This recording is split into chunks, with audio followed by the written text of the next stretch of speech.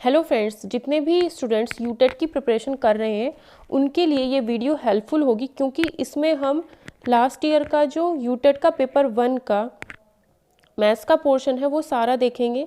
ठीक है, मेरे इसमें मैथ्स में 30 में से 29 क्वेश्चन बिल्कुल सही थे, सिर्फ एक क्वेश्चन गलत था जो कि प्रोबेबिलिटी का था। ठीक है, तो वो मैं आपको सारे क्वेश्चंस का कॉन्सेप्ट और इस वीडियो को देखने के बाद आपको ये पता चल जाएगा कि आपको मैथ्स में पेपर 1 के लिए कौन कौन से टॉपिक तैयार करने हैं।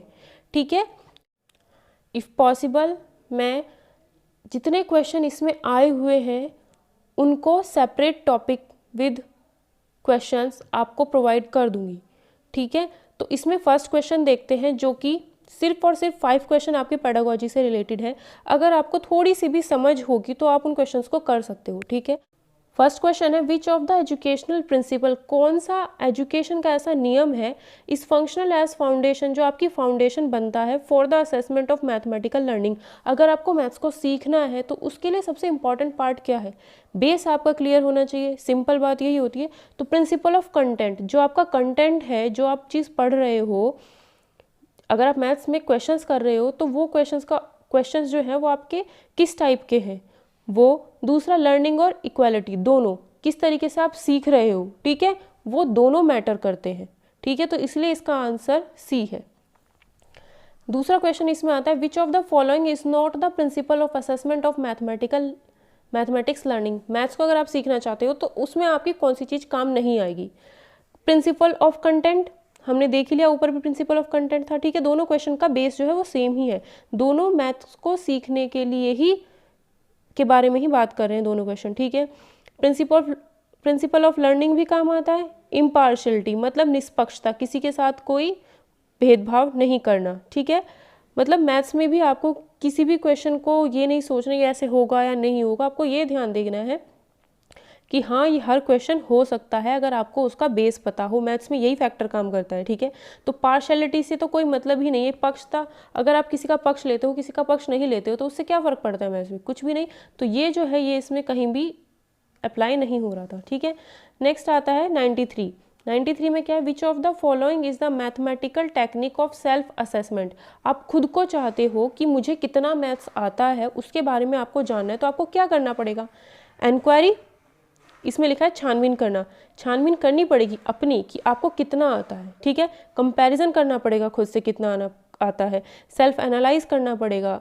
टेस्ट, अगर आप खुद चाहते हो कि मुझे कितना मैथ्स आता है तो आप एक टेस्ट लगाओगे, इसमें क्वेश्चंस लगाओगे, तो उन सब चीज़ों से आपको खुद पता चल जाएगा कि आपको कितना मैथ्स आता है। तो तीनों पोर्शन इसमें राइट थे, तो इसलिए इसका आंसर ऑल ऑफ दीज ही था। ठीक है, नेक्स्ट है characteristic feature of mathematics education is.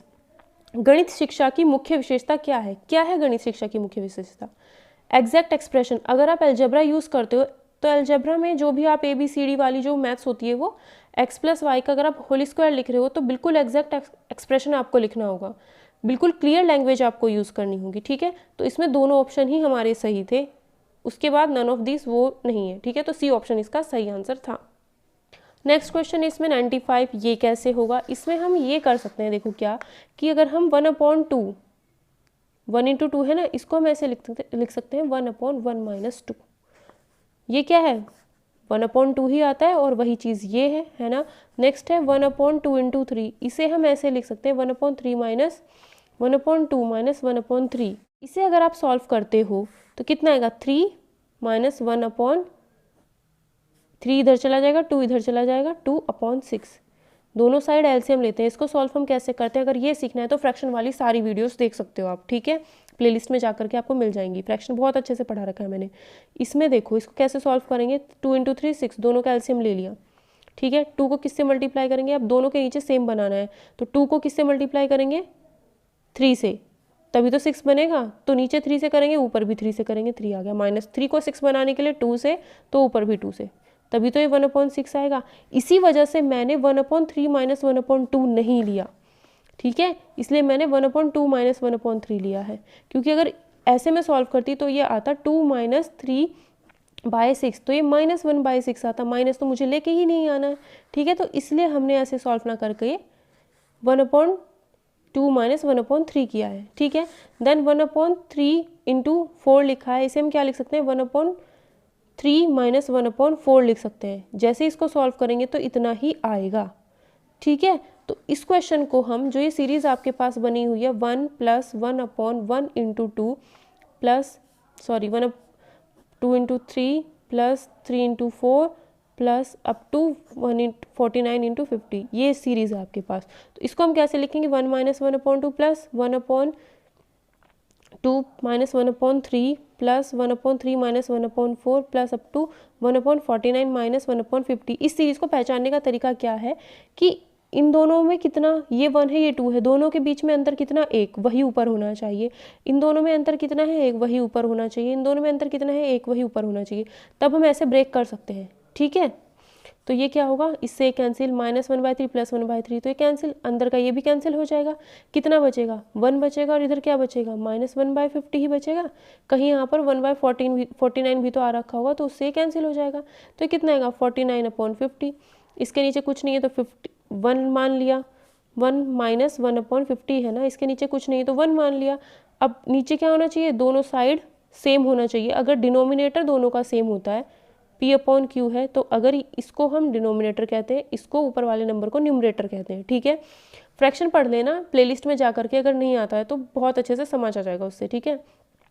1 minus 1/50 है, तो इसको हम कैसे सॉल्व करेंगे, इसके नीचे कुछ नहीं है तो 1 होगा, जिसके नीचे कुछ नहीं होता उसके नीचे 1 होता है, दोनों सेम होने चाहिए नीचे के। तो इसे 50 से गुणा कर दो, नीचे करोगे तो ऊपर भी करनी पड़ेगी 50 से गुणा। ये आएगा 50 माइनस 1/50, 49/50, ठीक है। तो इसका आंसर 49/50 ही हो जाएगा। अगर फ्रैक्शन समझना है तो फ्रैक्शन की पूरी प्लेलिस्ट पड़ी है, उसे जाके समझो, तभी आप क्वेश्चंस को सॉल्व कर पाओगे, ठीक है। नेक्स्ट क्वेश्चन है, वर्ष 2020 में 53 रविवार होने की प्रायिकता या प्रोबेबिलिटी क्या है, ठीक है। अब यहाँ पर जो बात हुई है वो 2020 की बात हुई है। पहले हमें देखना होगा कि ये जो 2020 है ये लीप ईयर है या फिर नॉर्मल ईयर है। अगर किसी भी ईयर को चेक करना है कि वो लीप ईयर है या नहीं, लीप ईयर क्या होता है, लीप ईयर में एक दिन ज़्यादा होता है। फरवरी होती है ना, 29 फरवरी आती है, हर चौथे साल में आती है वो, है ना। तो जैसे 2016 में आई थी तो 2020 में आई है, 2024 में आएगी। तो ये जो लास्ट के डिजिट है ना, ये 4 से डिवाइड होने चाहिए। अब 2020 है तो ये 4 से डिवाइड हो रहा है, मतलब ये लीप ईयर है, इसमें एक दिन एक्स्ट्रा होगा। वैसे 365 दिन होते हैं, इसमें क्या होगा, एक दिन एक्स्ट्रा, ठीक है। अब यहाँ पर हमें प्रोबेबिलिटी निकालनी है। अब देखो, Sunday, Monday, Tuesday, Wednesday, Thursday, Friday, Saturday, और ठीक है, ये 7 दिन हमारे पास होते हैं, ठीक है। तो हमें इतना पता है कि कोई भी डे जो है, टोटल 360 डेज है, कोई भी डे जो है ना वो पूरे साल में 52 टाइम्स आता है। संडे भी 52 टाइम्स आएगा, मंडे भी 52 टाइम्स आएगा, Tuesday, Wednesday, Thursday, Friday, Saturday, सारे के सारे डे कितने बार आते हैं, 52 डेज, 52 टाइम्स आते हैं, ठीक है। तो ये कितने डेज हैं, 7, तो 52 इंटू 7 कर देंगे, 7 दूनी 14, 7 5 35 36, तो टोटल डेज कितने हो गए, 364 हो गए ना। संडे आया 52 टाइम्स, मंडे आया 52 टाइम्स, ट्यूसडे आया 52 टाइम्स, इसी तरीके से सब कितनी बार आए, 52 52 52, कितनी बार, 7 बार हो गया ना 52, तो 52 इंटू 7 कर दिया, कितना आया, 364। टोटल डेज इतने हैं और उसमें से इतने दिन तो पूरा हफ्ता चल पा रहा है, ठीक है। बचे कितने, 2 दिन। अब ये जो 2 दिन हमारे पास बचे, इन 2 दिनों में संडे आने की प्रोबेबिलिटी क्या है, देखो 2 दिन हमारे पास बचे हैं, ठीक है। इस दिन कोई सा भी डे पड़ सकता है। अब हमें ये नहीं पता कि जो आपका ईयर था वो संडे से शुरू हुआ या मंडे से शुरू हुआ या ट्यूसडे से शुरू हुआ, या इससे या इससे या इससे इससे, कौन से डे से वो स्टार्ट हुआ है। लेकिन अगर वो संडे से शुरू होता है तो पूरा का पूरा वो पूरे के पूरे 7 दिन उस पर चल जाते हैं। तो यहाँ तक जब हम 364 तक पहुँचते हैं तो ये सर्कल कंप्लीट हो जाता है 52 टाइम्स, ठीक है। अब 2 दिन बचे, इस दिन आपका Sunday, Monday, Tuesday, Wednesday, Thursday, Friday, Saturday, 7 दिन हो सकते हैं, 7 हो सकते हैं। इस दिन भी 7 दिन में से इस दिन भी कोई दिन हो सकता है, इस दिन भी कोई दिन हो सकता है। जो 2 दिन बचे हैं उन 2 दिनों में, उन 7 दिनों में से कोई सा भी दिन हो सकता है। तो यही आपकी प्रोबेबिलिटी बन जाएगी, प्रायिकता यही बन जाएगी कि यहाँ पर भी संडे हो सकता है, टोटल 7 डेज, ठीक है।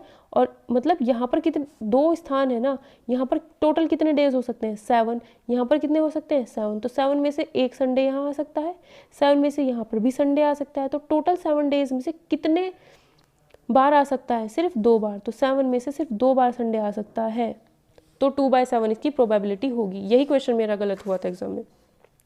नेक्स्ट क्वेश्चन देखते हैं, इसको हमें सॉल्व करना है। ये तो बहुत ही ईजी क्वेश्चन है। पहले आप इसमें नीचे से सॉल्व करना पड़ता है हमें, पहले हम नीचे वाला पोर्शन इसमें सॉल्व करेंगे।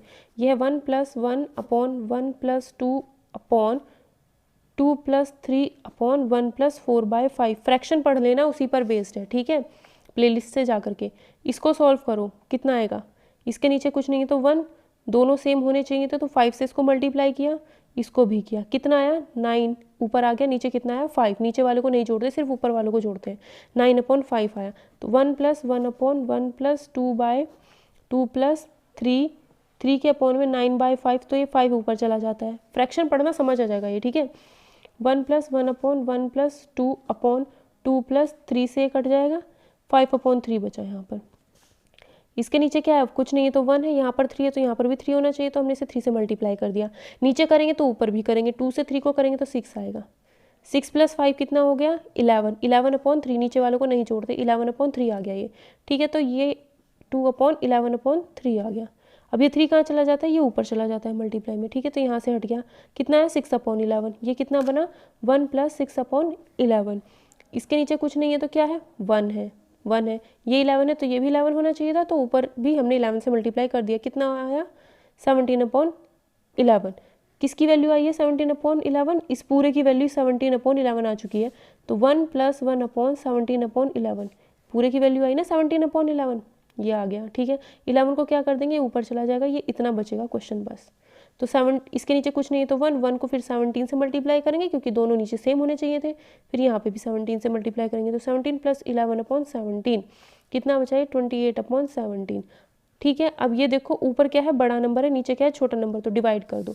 तो 17 से हमने 28 को डिवाइड कर दिया, कितना आया? 17×17 कितना बचा? 1 1 इतना बचा। अब हम इसे लिखेंगे कैसे? जिससे डिवाइड करते हैं वो नीचे रहता है, जो ये होता है वो यहाँ आता है, और जो नीचे होता है रिमाइंडर वो ऊपर आता है। तो ये हो गया इसका आंसर 1 11/17। तो 1 11/17 पहला वाला क्या हो गया? इसका आंसर हो गया। क्वेश्चन आपको 98 दिया है। 98 में क्या है?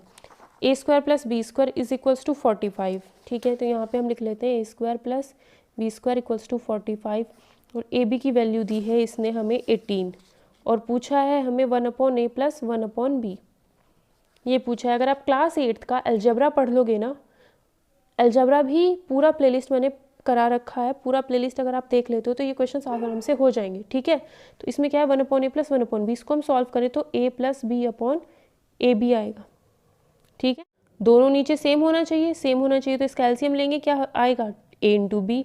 अब यहाँ पर इसको हमें ab बनाना है, इसको हमें ab बनाना है, तो b से मल्टीप्लाई करेंगे इसमें, तो ऊपर भी b से किया, ठीक है। तो ये आया b, नीचे आ गया ab। इसको भी ab बनाना है तो a से मल्टीप्लाई करेंगे, ऊपर भी a से करेंगे, तो ये आया b + a। अब b + a लिख दो, चाहे a + b लिखो, यानी इसका मतलब ये आया है। तो a + b आपको पता होना चाहिए। ए बी की वैल्यू तो आपको 18 पता है, इन दोनों की हेल्प से हम a + b की वैल्यू निकालेंगे, ठीक है। तो यहाँ से देखो क्या आएगा, हमें पता है a + b का होल स्क्वायर क्या होता है? a² + b² + 2ab। a + b का होल स्क्वायर, a² + b² 45 है, प्लस 2 × 18। ए बी की वैल्यू 18 दूना 36 प्लस 45 कितना आया? 6 5 11 और 8। तो a + b का होल स्क्वायर, तो इसे हम क्या लिख सकते हैं? 9 का स्क्वायर। तो a + b की वैल्यू कितनी आ जाती है? 9, ठीक है। a + b की वैल्यू कितनी आ जाती है? 9 आ जाती है। तो a + b की वैल्यू कितनी आती है? 9 आ जाती है, ठीक है। अब यहाँ पर a + b की वैल्यू रखो, कितनी आई है? 9, और ए बी की वैल्यू कितनी है? 18। 9 1/2 आ जाएगा ये, तो इसका आंसर 1/2 हो जाता है, ठीक है। प्लस माइनस 1/2 इसलिए आया है क्योंकि जब हम स्क्वायर से ये है ना a + b की पावर 2 है, तो ये जो है प्लस माइनस दोनों में लिया जाएगा, तो यहाँ पर भी प्लस माइनस 2 में लिया जाएगा, ठीक है। क्योंकि स्क्वायर है तो स्क्वायर 81 का स्क्वायर रूट करेंगे तो वो प्लस माइनस में दोनों में आएगा। ये ऐसे है ना 81, तो स्क्वायर से जब हम इसका स्क्वायर रूट करेंगे तो ये प्लस माइनस दोनों में वैल्यू हमें देगा, ठीक है। नेक्स्ट क्वेश्चन आपको दिया है कि HCF निकालना है इन तीनों नंबर्स का। किन तीनों नंबर्स का HCF हमें फाइंड आउट करना है? 4/9, 10/21, 20/63। तो इसका कंसेप्ट यहीं पर समझ लो क्या होता है। अगर आपको कई सारे नंबर का HCF कह दिया है, ठीक है, तो आप क्या करोगे, HCF निकालोगे 4, 10, 20, यानी जो ऊपर नंबर है उनका तो आपको HCF ही निकालना है, बट जो नीचे वाले हैं ये, इनका आपको LCM निकालना होगा। अगर आपको HCF कहता है फ्रैक्शंस का, तो इनका तो निकाल दो HCF और नीचे वालों का निकाल दो LCM, ठीक है। HCF कितना होगा इनका, HCF मतलब एक ऐसा नंबर जो इन तीनों को डिवाइड करे और सबसे छोटा हो। तो 2 एक ऐसा नंबर है, इसको तीनों को डिवाइड करेगा और सबसे छोटा है। 2 से छोटा कोई ऐसा नंबर है ही नहीं जो इन तीनों को डिवाइड कर दे। 1 है, 1 को हम नहीं लेंगे, ठीक है, 1 को नहीं लेना है, प्राइम नंबर लेना है, ठीक है। प्राइम नंबर मतलब जो सिर्फ और सिर्फ अपने आप को डिवाइड करे, जैसे आपका 2 हो गया, 3 हो गया, 5 हो गया। 2 एक ऐसा नंबर है या तो 2 से डिवाइड होगा या 1 से। 3 एक ऐसा नंबर है, 3 से डिवाइड होगा या 1 से। प्राइम नंबर वो होते हैं जो या तो खुद से डिवाइड हो या सिर्फ 1 से डिवाइड हो, ठीक है। तो इन तीनों में ऐसा कौन सा नंबर है, 2 एक ऐसा नंबर है जो इन तीनों को डिवाइड कर देगा। अब इनका लेना है LCM। LCM लेंगे तो हम LCM कैसे लेते थे, यही हमें पता है LCM लेने का तरीका। किससे कटेंगे तीनों, 3 से, 3 3 जा 9, 3 7 जा 21, 3 2 जा 6, 3 1 जा 3। फिर किससे काटो, 3, ये तो कटेगा नहीं, 3 7 जा 21, जो नहीं कटता उसको ऐसे ही लिखा रहने दो। फिर 7 7 1 जा 7, 7 1 जा 7। LCM में क्या होता है, हमें नीचे 1 लाना होता है। अगर ये नहीं कट रहा है तो कोई दिक्कत नहीं, जो 3 से कट रहे थे हमने उसको 3 से काट दिया, बाकी जो नहीं कट रहा था उसको एज इट इज लिख दिया। तो इन तीनों की मल्टीप्लाई कर देंगे तो ये हो जाता है हमारा LCM। तो ये आ गया 9 7 जा 63। तो ये क्या आ गया, HCF आ गया, ठीक है। किसका HCF आया है, ये इन तीनों फ्रैक्शंस का। ऊपर वाले नंबर्स का HCF ले लो, नीचे वालों का LCM ले लो, जब भी आपसे पूछेगा HCF निकालने को फ्रैक्शंस का, ठीक है। नेक्स्ट क्वेश्चन देखते हैं, सक्सेसिव डिस्काउंट। सक्सेसिव अगर डिस्काउंट आपको कहता है किसी भी क्वेश्चन में निकालने के लिए, तो उसका तरीका मैं आपको यहाँ पर बहुत ही छोटा सा बताने वाली हूँ, वो आप ध्यान रखना, बहुत ज़्यादा क्वेश्चंस में आपके काम आएगा, ठीक है। अगर सक्सेसिव डिस्काउंट कहता है, मान लो एक डिस्काउंट मिला है 10%, एक डिस्काउंट मिला है 20%, तो कहा है इन दोनों का सक्सेसिव डिस्काउंट निकालना है, ठीक है। तो हम क्या करेंगे, 10 + 20 माइनस करेंगे इन दोनों का मल्टीप्लाई, अपॉन में लिखेंगे 100। तो कितना आया, 30 माइनस 10 गुना 20 कितना हुआ, 200/100, यानी 30 में से 2 गए 28। 28% इन दोनों का सक्सेसिव डिस्काउंट होगा। अगर सक्सेसिव डिस्काउंट का कंसेप्ट आता है तो आप डायरेक्ट ये चीज़ अप्लाई कर सकते हो। यहाँ पर क्वेश्चन में क्या था, 20 + 15, 20 और 15 का निकालना था। 20 + 15 माइनस 20 × 15 अपॉन 100, ठीक है। तो ये कितना हुआ, 35 माइनस 20 पंजे 100, 5 दिया 15, 3 कितना हुआ, 32%। तो ये आप चाहे ट्रिक समझ लो या कुछ और, क्योंकि डिस्काउंट का कंसेप्ट मैं यहाँ पर नहीं बता रही हूँ पूरा, वो प्रॉफिट एंड लॉस में आता है, तो वहाँ पर आप देख सकते हो, ठीक है। प्रॉफिट एंड लॉस की भी कुछ प्लेलिस्ट में वीडियोस हैं, आप चेक कर सकते हो। नेक्स्ट आता है the mean of ABC। Mean का मतलब क्या होता है, अगर आपको कहा जाए 2 4 6 का मीन निकाल दो, 2 4 6 का मीन निकालना है, ठीक है। तो तीनों को जोड़ो, 6 4 10, 2 12, 12, 12 को कर दो 3 से डिवाइड, क्योंकि ये कितने हैं, 3 है, तो 4 क्या हो जाएगा इनका मीन। अगर आपको कहा है ABC इनका मीन बताना है, तो तीनों को जोड़ो, कितनी संख्या है ये, 3, तो 3 से डिवाइड कर दो। अब इसने कहा है mean of ABC is M, इन तीनों का सम करके 3 से डिवाइड किया, ये आया हमारा मीन, और मीन है इसका M। तो यहाँ से A + B + C की वैल्यू आती है 3M। अब इसने क्वेश्चन में कह दिया ये चीज़ है ना, इसने बोल दिया AB + BC + C ये क्या है, 0 है। मीन निकालना है A² B² C² का, ठीक है। मतलब हमें A² B² + C² का मीन निकालना है, यानी इसकी वैल्यू निकालनी है, ठीक है। मेरे पास ये इक्वेशन है, अगर मैं इसका स्क्वायर कर दूँ तो A² B² C² आ सकता है, तो मैंने क्या किया, इसका स्क्वायर कर दिया, ठीक है। A² + B² + C² + 2AB + BC + CA is equals to 3² M², यानी 9M², ये बनेगा। इसकी वैल्यू तो 0 है, क्वेश्चन में दी हुई इसकी वैल्यू 0 है, तो ये सिर्फ कितना बचता है, इतना कितना बचता है, A² + B² + C² is equals to 9M²। अब हमें क्या निकालना है, मीन, यानी नीचे आना चाहिए था 3, तो यहाँ 9 है, 9 में से एक 3 इसके नीचे लेके चले जाओ, तो एक 3 इधर बचेगा, 3 ये 3 जाके इधर मल्टीप्लाई कर 9 ही तो हो जाएगा।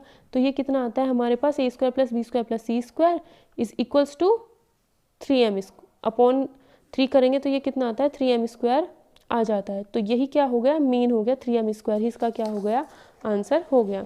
नेक्स्ट इसमें क्वेश्चन में कहा है 2 numbers are in the ratio दो नंबर हैं, दो संख्याएं हैं जो अनुपात में है, किस अनुपात में है, 1:2, ठीक है। दो नंबर हैं 1:2 के अनुपात में है, तो एक नंबर x होगी तो दूसरी नंबर 2x होगी। रेशो में यही होता है। रेशो प्रोपोर्शन भी मैंने थोड़ा पढ़ा रखा है, कुछ वीडियोज़ हैं आप देख सकते हो, तो आपका बेसिक बन जाएगा, ठीक है। x और 2x दोनों में सेम नंबर से मल्टीप्लाई, x 2x दोनों नंबर ही हो गए। अगर दोनों में 7 ऐड कर दिया जाए, ठीक है, तो x/2x इस तरीके से ही होंगी। अगर इन दोनों में 7 ऐड कर दिया जाए तो इनका जो रेशो होता है वो 3/5 बन जाता है। दो संख्याएं थी, x/2x लिख सकते हैं, दोनों में उसने कहा 7 ऐड करना है, दोनों में 7 ऐड कर दिया ऊपर नीचे। ये संख्या अलग थी, ये संख्या अलग थी, दोनों में हमने 7 ऐड कर दिया, ठीक है। ऐसे भी मत समझो, आप ये समझो एक x थी एक 2x थी, इसमें भी 7 ऐड कर दिया, इसमें भी 7 ऐड कर दिया। अब इनका रेशो मतलब अब दोनों को अगर हम डिवाइड करते हैं तो कितना आ जाता है, ये 3/5। अब इसे सॉल्व कर दो, इसकी क्रॉस मल्टीप्लाई, इसकी मल्टीप्लाई इससे, तो 5x + 35 हो जाएगा, = 3 × 2x यानी 6x, 3 × 7 यानी कि 21। सॉल्व करो, x 6x - 5x और इधर आ गया 35 - 21। 6x में से 5x जाएगा तो x बचेगा, ये कितना बचेगा 9 और 5 14, तो x की वैल्यू कितनी आती है 14। तो इसका आंसर क्या हो जाएगा आपका 14 हो जाएगा। नहीं, इसका आंसर 14 नहीं होगा, x की वैल्यू हमारे पास 14 आई है। इसने पूछा है ग्रेटर नंबर, बड़ा नंबर क्या है, एक नंबर x माना था, दूसरा 2x माना था, तो ये तो दुगना है ना, तो यही बड़ा होगा, ठीक है।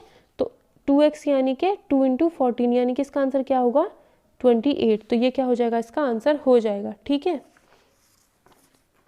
नेक्स्ट क्वेश्चन आप देख सकते हो, cost price of 20 articles is same as a selling price of x article, ठीक है। तो प्रॉफिट एंड लॉस की भी कुछ वीडियोस पड़ी हैं, अगर आप उन्हें भी देख लेते हो तो आपको इसका कंसेप्ट समझ आ जाएगा क्वेश्चन का, ठीक है। कॉस्ट प्राइस मतलब जितने में कोई चीज़ बेची जाती है, सॉरी खरीदी जाती है। कॉस्ट प्राइस मतलब जितने में कोई चीज़ खरीदी जाती है, तो CP का हो गया 20, कॉस्ट प्राइस ऑफ 20 आर्टिकल्स। अब एक आर्टिकल का अगर 1 रुपया है तो 20 आर्टिकल का कितना होगा 20 होगा, तो कॉस्ट प्राइस हमने एक आर्टिकल का CP मान लिया, 20 आर्टिकल का क्या हो जाएगा CP × 20 is equals to SP of x article. तो SP ऑफ x आर्टिकल का मतलब ये, अगर एक आर्टिकल का SP हमने SP मान लिया है तो x आर्टिकल का SP क्या होगा x × SP हो जाएगा, ठीक है। देन इसका पूछा है प्रॉफिट परसेंट, यहाँ से CP और SP का रेशो निकालो, CP/SP आता है x/20, SP इधर आ गया 20, इसके नीचे चला गया, तो ये वैल्यू हमारे पास आई। इसने कहा है प्रॉफिट 25% है। प्रॉफिट 25% का मतलब क्या है, प्रॉफिट अगर आपने कोई चीज़ 100 की खरीदी थी तो 125 की बेच दी। इसे काटो, 5 दूनी 10, 0, 5 दूनी 10, 5 5 25, 5 चौक 20, 5 25, तो यानी 4 रुपये की खरीद कर 5 रुपये की बेच दी। लेकिन यहाँ पर SP कितना है 20 और यहाँ पर SP कितना है 5, तो ये दोनों बराबर होने चाहिए थे। अगर ये दोनों बराबर होने चाहिए थे तो इसको मैं 4 से गुना कर दूँ, तो इसको भी 4 से करना पड़ेगा। ये कितना हो गया 20, ये कितना हो गया 16। तो अब SP कितना है 20, यहाँ भी कितना है 20, तो CP कितना हो रहा है 16, तो यहाँ पर भी कितना होना चाहिए 16। तो यहाँ पर CP यानी उसने 16 रुपये में खरीदी थी और 20 रुपये में उसने बेच दी थी, ठीक है। तो इसका कंसेप्ट अगर आपको समझना है, वैल्यू ऑफ x पूछा है तो x की वैल्यू कितनी आई है, x की वैल्यू कितनी आएगी 16 आ जाएगी, ठीक है। क्योंकि SP तो 20 आ रहा है और CP कितना आ रहा है 16, तो CP कितना आ जाएगा हमारा 16 ही आ जाएगा। अगर इसका कंसेप्ट आपको समझना है तो प्रॉफिट एंड लॉस की आप वीडियोस देख सकते हो, ठीक है। नेक्स्ट क्वेश्चन है, your car runs from A to B। देखो टाइम एंड डिस्टेंस का कॉन्सेप्ट क्या होता है, स्पीड बराबर डिस्टेंस अपॉन टाइम, ये फॉर्मूला हमारे पास होता है, ठीक है। अब देखो इसने क्या कहा है, A से B तक गई है कोई कार, ठीक है। किस स्पीड से गई है वो 60 km/h की स्पीड से, ठीक है। 60 km/h की स्पीड से तो वो गई है, बट आई किस से है, आई है वो B से A की तरफ आई है 40, जब इधर से इधर आई है तो 40 km/h की स्पीड से आई है, ठीक है। Then the average speed in km/h, तो उसने पूछा है उसकी कार की एवरेज स्पीड क्या होगी, ठीक है। तो हम यहाँ करेंगे स्पीड बराबर, अगर हमें एवरेज स्पीड निकालनी होती है ना तो एवरेज स्पीड का फॉर्मूला हमेशा याद रखना क्या होता है, total distance upon total time. मतलब यहाँ से यहाँ गया और फिर वापस आया तो उसने कितनी डिस्टेंस चली, टोटल डबल डिस्टेंस चली। अगर वो x डिस्टेंस इधर गया था तो x ही इधर आया, तो टोटल डिस्टेंस कितना हो गई 2x। टोटल टाइम हम कैसे निकालेंगे, a से b तक जाने में पहले टाइम निकालो, फिर b से a तक का आने में टाइम निकाल लो, ठीक है।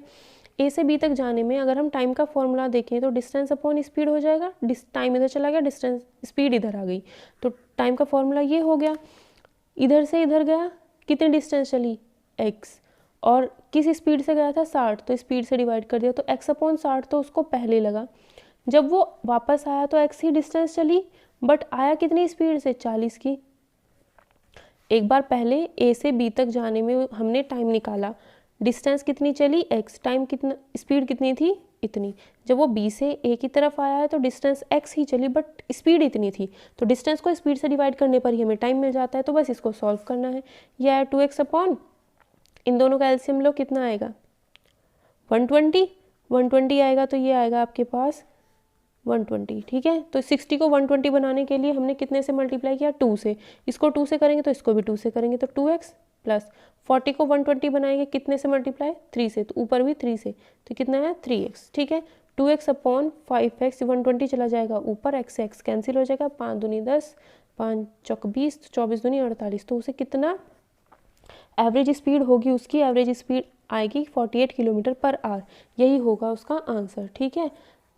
तो इस क्वेश्चन को आप अच्छे से समझ लेना। बाकी जितना भी देखो फ्रैक्शन का हर एक क्वेश्चन में यूज़ है, ठीक है, फ्रैक्शन और अलजेब्रा हर एक क्वेश्चन में इसका यूज़ है, तो ये आप ज़रूर देख लेना अगर आपका वीक है तो, ठीक है।